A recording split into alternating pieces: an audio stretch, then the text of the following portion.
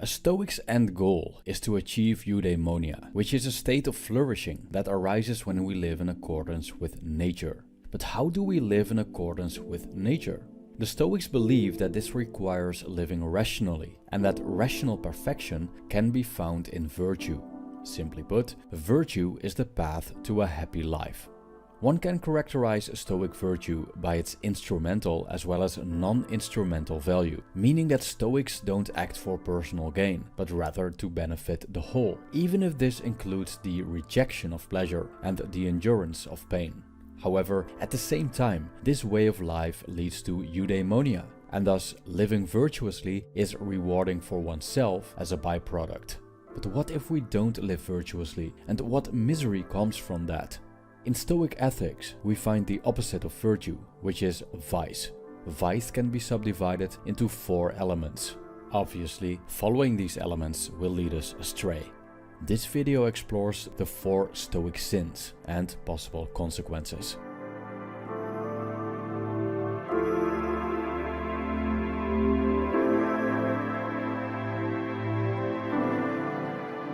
As opposed to vice, living virtuously means that we do the right thing for humanity, including ourselves.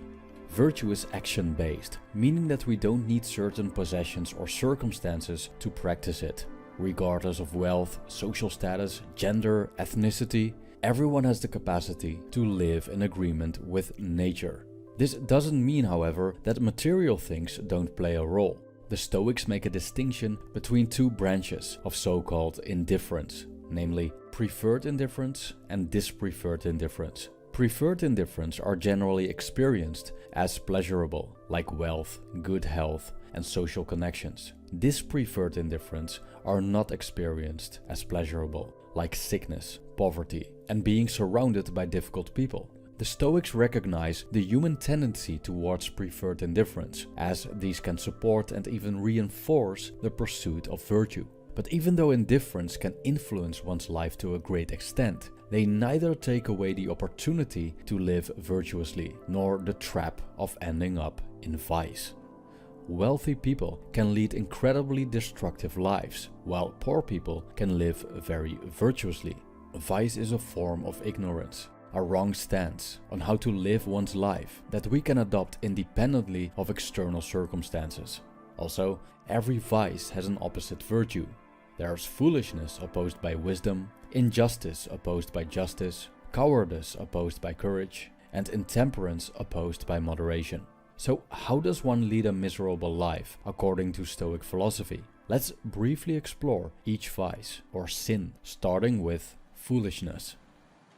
As opposed to a wise person, a fool handles the world in ways that are destructive for both himself as the world that surrounds him. Foolishness means that we don't make the right decisions, and our actions aren't born from good calculation and correct knowledge. The chase of short-term pleasures in the form of addictions leads to long-term destructiveness. Clinging to an impermanent universe leads to pain. And being overly occupied with the future leads to anxiety. In short, behaving foolishly inevitably leads to misery. Therefore, it's no surprise that Stoic literature is full of wisdom in regards to all kinds of subjects. Wishing to control a universe that is totally out of control, for example, is an act of foolishness, according to the Stoics, because it's an impossible quest. As Epictetus emphasizes in the Enchiridion, if you wish your children and your wife and your friends to live forever, you are stupid. For you wish to be in control of things that you cannot. You wish for things that belong to others to be your own. So likewise, if you wish your servant to be without fault, you are a fool. For you wish vice not to be vice. End quote. We can influence the world, and according to the Stoics, we should try to benefit the world. But we can't control the outcome. This includes that we cannot expect to rid humanity of all rascality, and that there will always be people that don't behave well, as this is part of human nature. Thus, trying to change the unchangeable is foolish as well.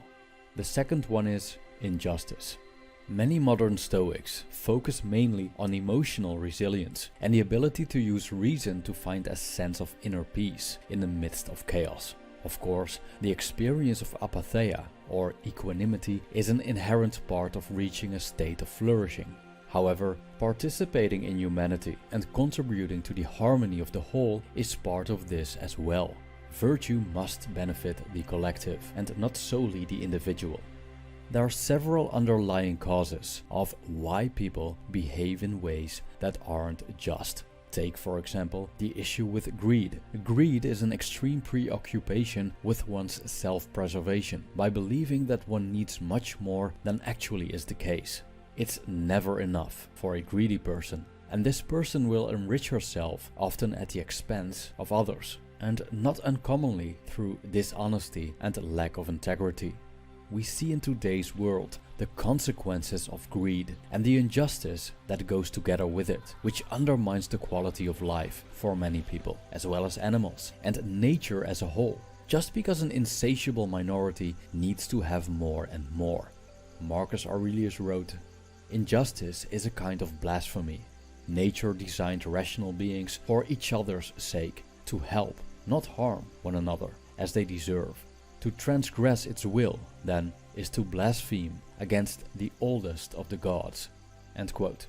Injustice not only damages the world around us, it also damages ourselves. When we are unfair, disloyal and untrustworthy, people will distance themselves from us. The worst part is, probably, that we cannot even trust ourselves, because we neglect our ability to discern between true and false. We've built our lives on lies and deceit to gain pleasure and avoid discomfort. But as a by-effect, the truth has become meaningless to us, and so has the path to virtue. The third one is cowardice. We often hear that people tend to regret the things that they haven't done more than the things that they have done.